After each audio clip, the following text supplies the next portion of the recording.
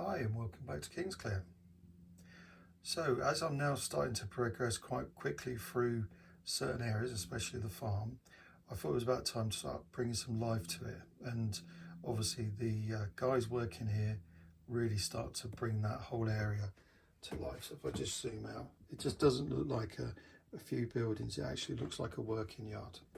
So this video in effect will show how I've taken the Model U figures that you see before you I should say, painted them and weathered them to be as realistic as one can be, but then to position them in such a way that they appear to be actually doing a job and bringing life to the layout.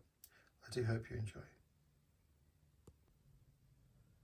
As more and more scenes are now completed here at Kingsclere, one thing I've noticed is that obviously the inclusion of individuals to make that scene really work has been a bit lacking.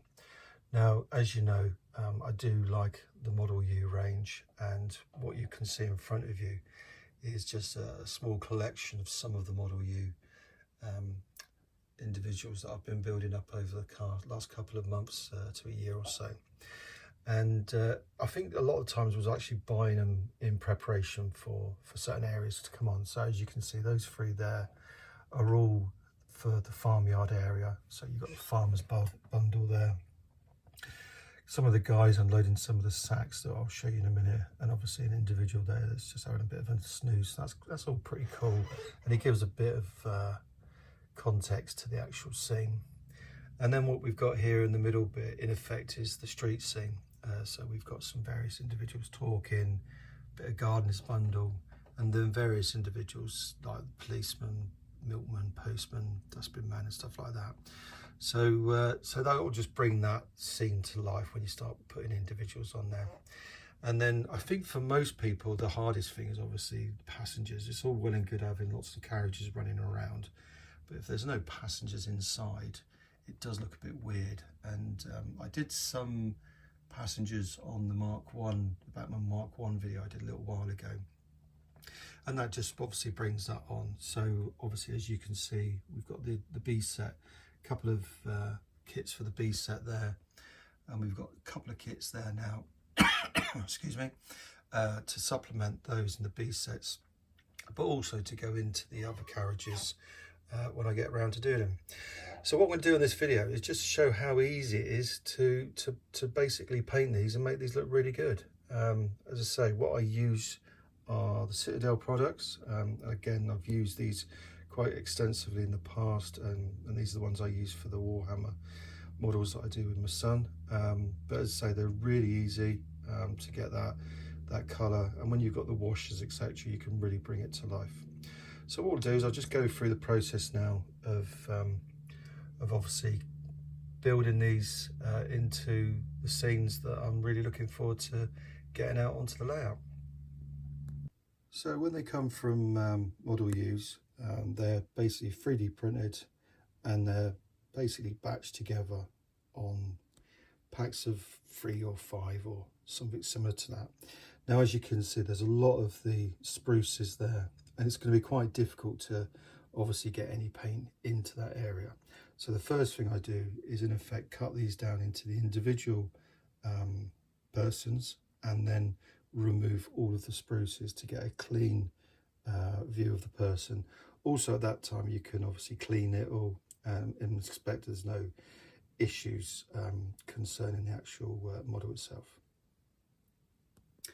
With all the spruces now removed, you can now really see the detail obviously that Model U produces through these figures. Now I appreciate that this camera's a bit wobbly and the focus is not exactly perfect, but bearing in mind this is 00, not O gauge, I think the quality is superb, to be honest with you. Now what I do, and if I just bring this guy down here, is I always leave the model on the base. It just means that you can manipulate and move the model around without any fear of obviously touching the model. And generally they can stand upright instead of laying down, where they can potentially, if they've got wet paint on them, obviously cause issues with that. So I definitely would recommend leaving the base on.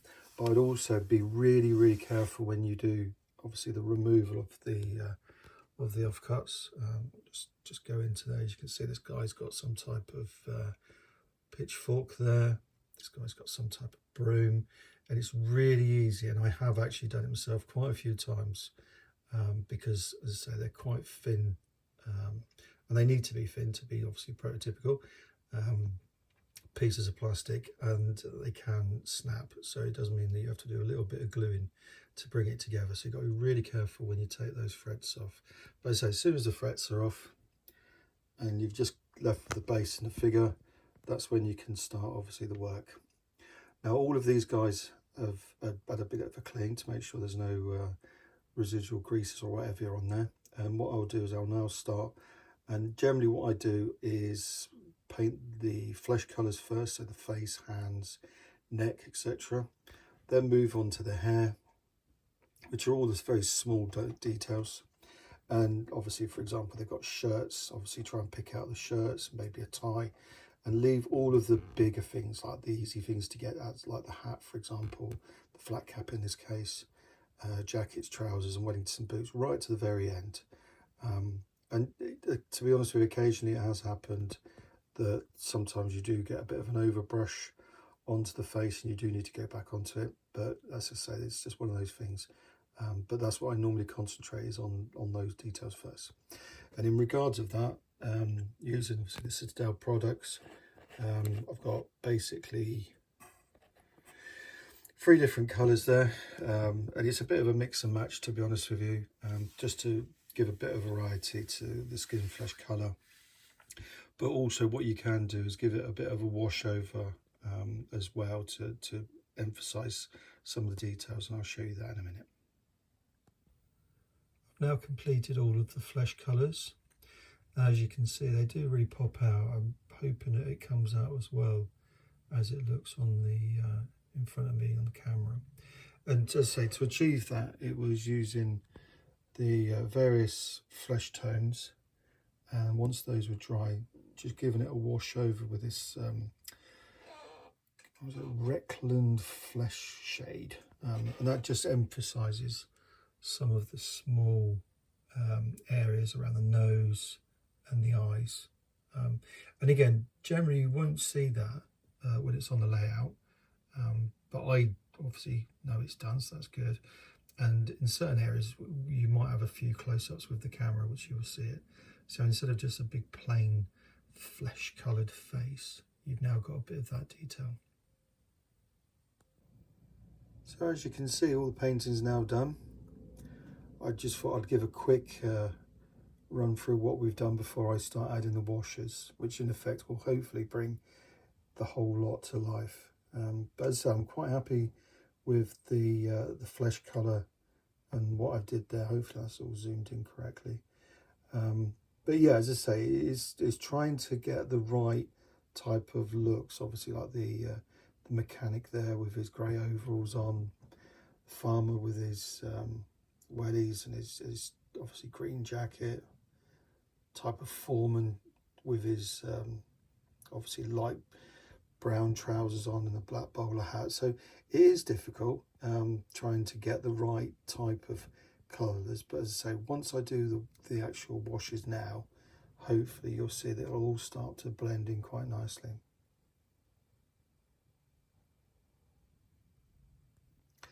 With the black and the sepia wash now added, hopefully you can see that's gone into some of the grooves into the garments and really allowed them to pop out now.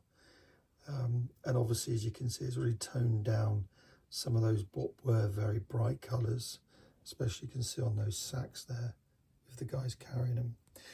So yeah, so it was quite enjoyable. As I say, it doesn't take too long. Granted, I have got quite a variety of colours, which a lot of people may not have. But to be honest with you, I think there was only a couple of blues, a green, a couple of browns, with a couple of washes of blacks and obviously the white. So you don't need an extensive amount of paints to be able to do that. The main thing is a decent brush, a very steady hand and good light. So anyway, I hope you've enjoyed just this brief review of how I do the painting of the Model U products. And what I'll do now is I'll just show you some of these guys in their positions on the layout. With all the guys now painted, I've just positioned them in the actual farmyard itself just to start to bring that scene together. So we've got a couple of the farm hands just discussing the rest of the day's work. If we move over to the guys doing unloading, as you can see, a couple of guys hard at work there, just taking the last bags off the back of the lorry. One of the guys is now sweeping down the lorry so it's nice and clean. Appears to be the foreman and the farmer just making sure all the numbers are right, but we do seem to be missing one of the guys, so I wonder where he could be. Oh, there he is. Looks like he obviously worked far too hard this morning or drunk too much last night. So yeah, that's about it really. As I say, a lot of Model U products on the layout. It just brings those various areas to life. So as you can see, the yard now has got obviously a lot of people working in it, same as obviously what I've done into the depot and the platforms and what I will be doing around the houses as well. So just in conclusion, Model U products, I think they're brilliant, to be honest with you. Yes, they are quite pricey to a certain extent, but a lot goes into actually the making of these products. But it just shows you here what I've done today, that it doesn't take too long to get a really realistic scene on anybody's layout. And as I say, you don't need hundreds and hundreds of people, just a few people, models in various locations that will just bring those areas to life. Anyway, that's it really. So thank you very much for watching. As I say, click like and subscribe would be great. If you've got any questions, please let us know, or if anybody's got any ideas that they'd like me to do in the future, just drop those in the comments and I'll see what I can do. But as I say, thank you very much for watching. Goodbye.